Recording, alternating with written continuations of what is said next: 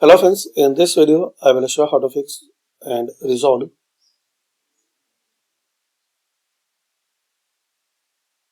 VirtualBox menu bar not showing problem on Windows 11. So guys, if you're facing this error, you can fix easily.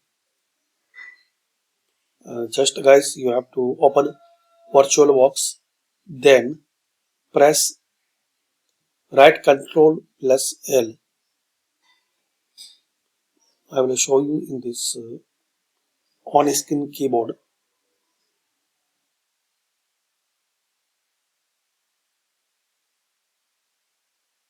So here you need open firstly VirtualBox, then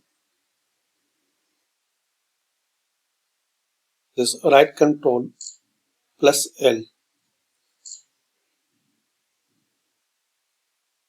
So it will fix this error. Thanks for watching and comment this method work for you.